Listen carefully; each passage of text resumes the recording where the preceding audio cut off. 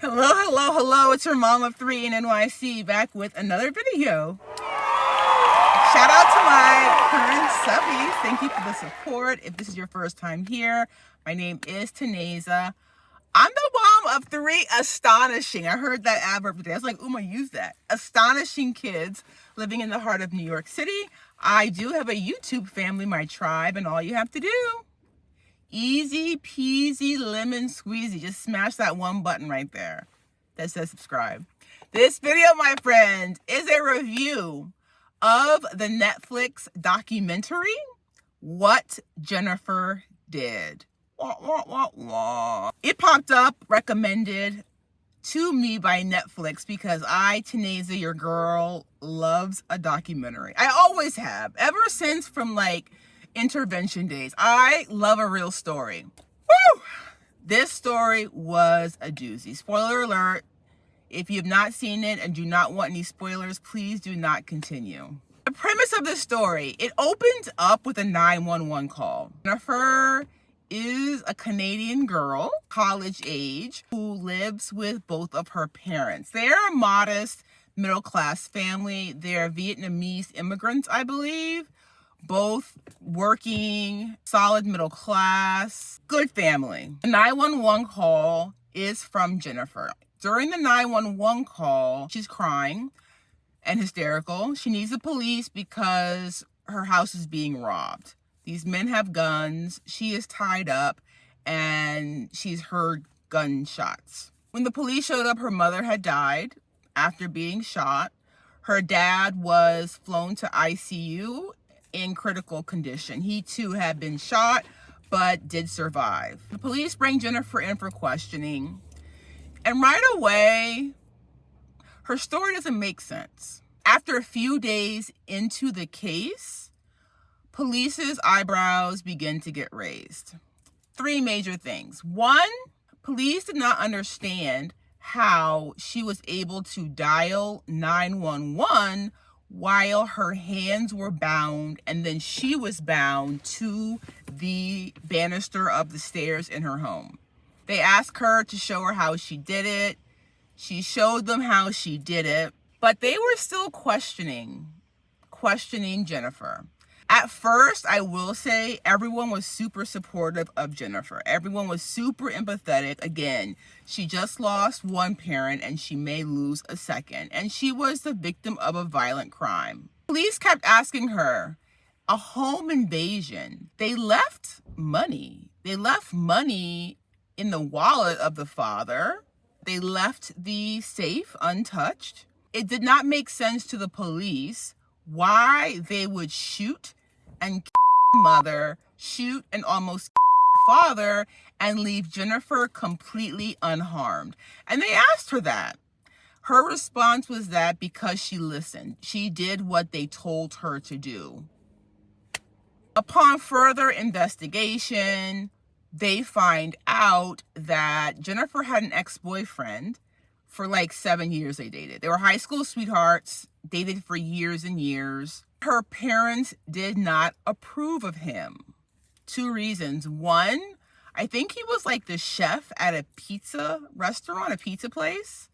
They felt that he was not good enough for their daughter and would not be able to provide for their daughter with that meager salary. Second thing, friends and neighbors knew. I'm not sure if her parents knew, but her ex-boyfriend was also a drug dealer.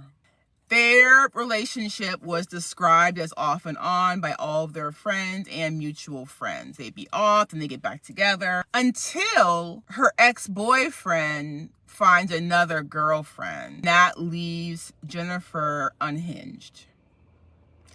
She definitely loves this guy. She definitely still communicates with him even though her parents did not approve. Then we hear from a neighbor that's the best friend of her deceased mother. According to the neighbor, Jennifer's mother had just been so stressed out lately. Her pharmacist daughter was having so much trouble finding a job. She just didn't understand, why can't my daughter find a job as a pharmacist. It turns out that Jennifer had been lying to her parents for 4 years about being in college. What? This girl had falsified a diploma saying she had gotten a degree in science. This girl had falsified report cards. This girl had falsified a student loan.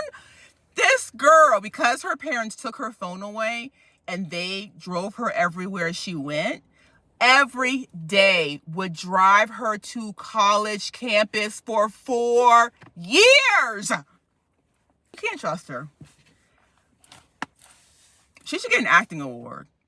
She is full of charades. Jennifer lied to her mother and her father, who thought she was going to college classes every day of the week, taking her there, picking her up, never enrolled. Never, never, ever enrolled. And friends testified to the fact that Jennifer wanted a fairy tale relationship with Daniel Wong. It was a toxic relationship, just going back and forth, cheating. In his examination, Daniel Wong says that he has been getting crank phone calls from an unknown number. Not just 1 or 2 times, literally hundreds of calls every day.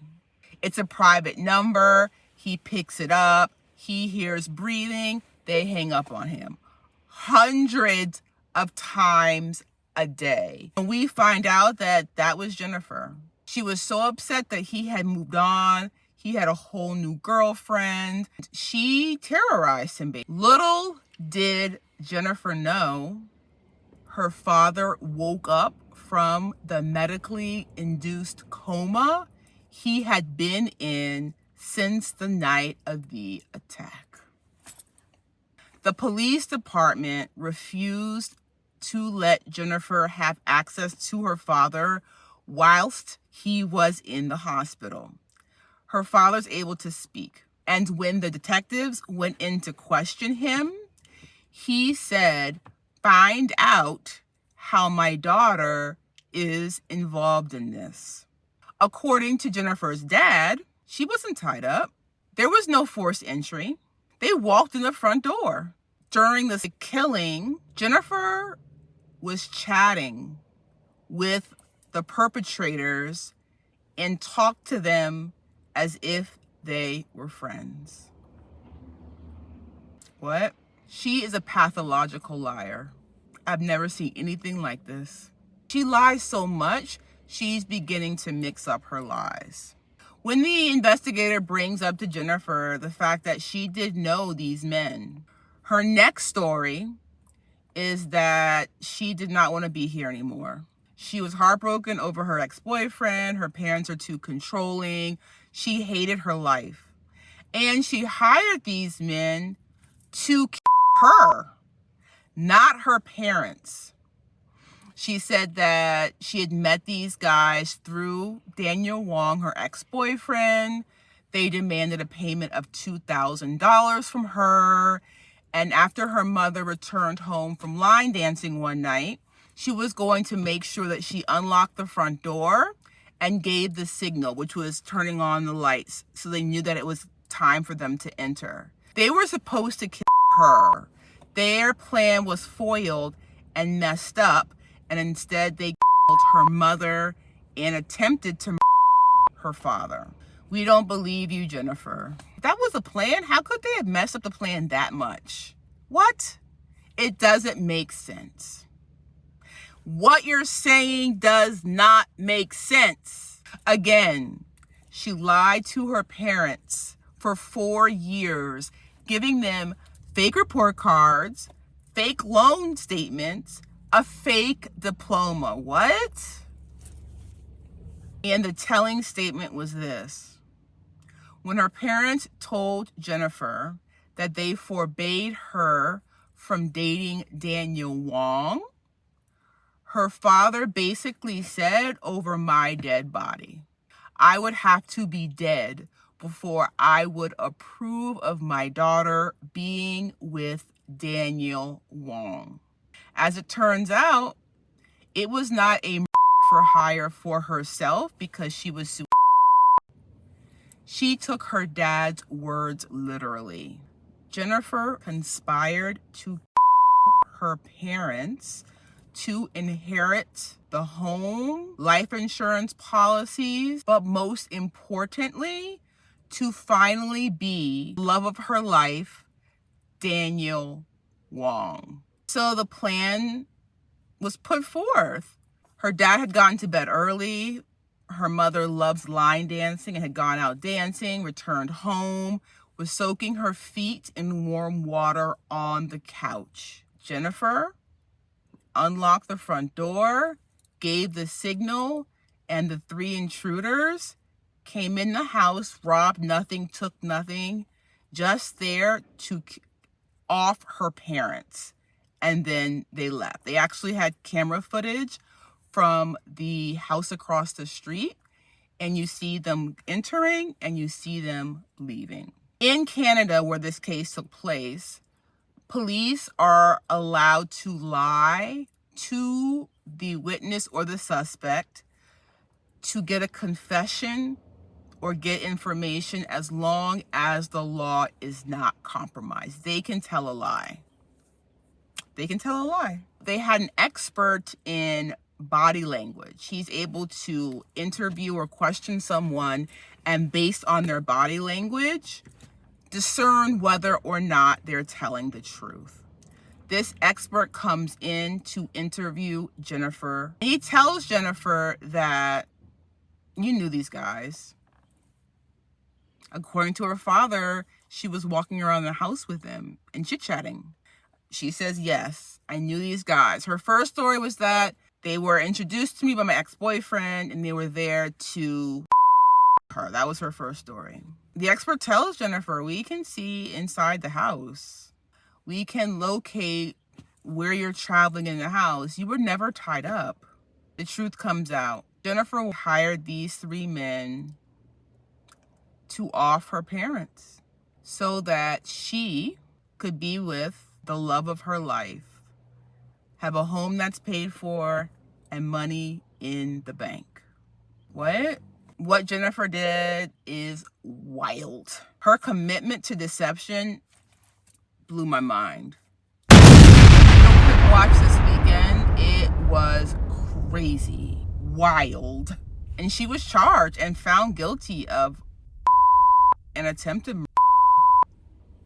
Her father waking up from that coma saying, use your police techniques to find out what my daughter did. The fact that my daughter was friendly with these intruders and she just did not think things through.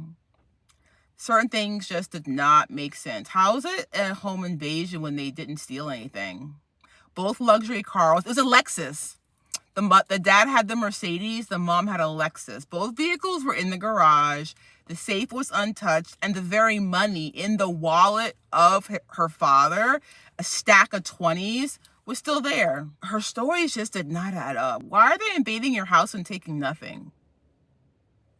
What did they come to your house for then?